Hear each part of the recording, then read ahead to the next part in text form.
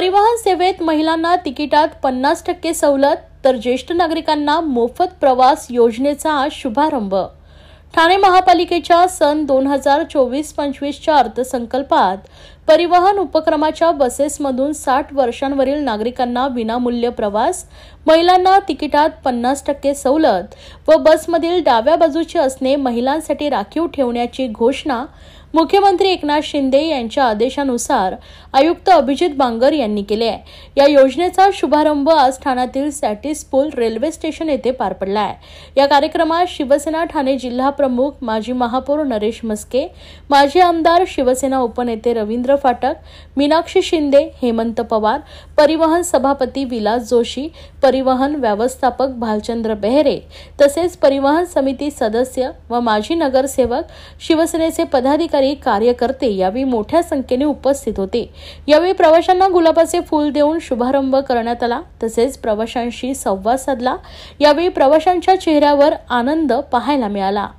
माननीय मुख्यमंत्री एकनाथ शिंदे साहेब, उपमुख्यमंत्री देवेंद्र फडणवीस आणि अजित दादा या महाराष्ट्रामध्ये जे माननीय पंतप्रधान नरेंद्र मोदी साहेबांनी हिंदुस्थानामध्ये महिला सक्षमीकरणाचं जे धोरण आपण स्वीकारलेलं आहे आणि त्या अंतर्गत महाराष्ट्रामध्ये अनेक नवीन निर्णय महिलांच्या संदर्भात घेतले जात आहेत।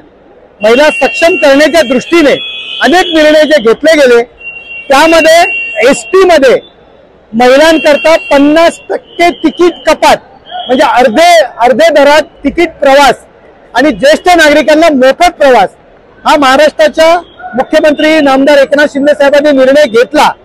करोडो महिलांना याचा फायदा झाला। त्याचबरोबर लाखोंच्या वरती ज्येष्ठ नागरिकांनी या संधीचा लाभ घेतला आणि लाभार्थी झाले।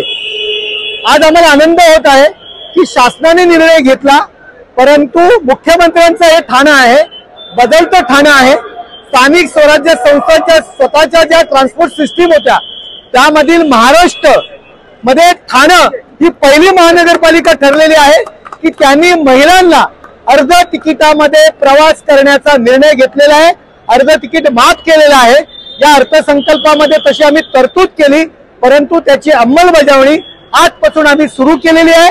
त्याचबरोबर जे पूर्वी 75 वर्षाच्या वरील यांना तिकीट माफ होतं तो आम्ही निर्णय बदलून 60 वर्षावरील ज्येष्ठ नागरिकांना आम्ही मोफत प्रवास निर्णय घेतलेला आहे।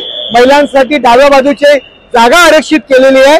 त्याचबरोबर महिला पोलिसांना ऍक्टिव्हा देण्याचा आम्ही तो निर्णय घेतलेला आहे। माननीय मुख्यमंत्री साहेबांचे निर्देश होते त्या पद्धतीने ठाणे महानगरपालिकेने निर्णय घेतलेला आहे आणि त्याचा आनंदोत्सव आज या ठिकाणी आम्ही साजरा केलेला आहे। गटर मीटर या व्यतिरिक्त सुद्धा लोकांना सुविधा द्यायला पाहिजेत। इन्फ्रास्ट्रक्चरचं तर जाळं उभं राहतंय।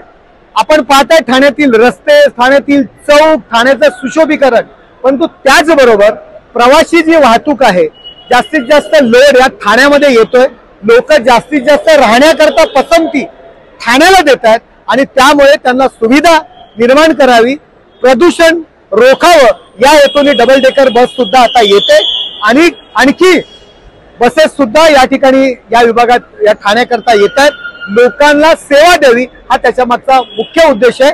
मुख्यमंत्र्यांचं ठाणं बदलतंय ही जी आमची टॅगलाईन आहे त्याप्रमाणे ठाणं बदलतंय हे लोकांसमोर आहे।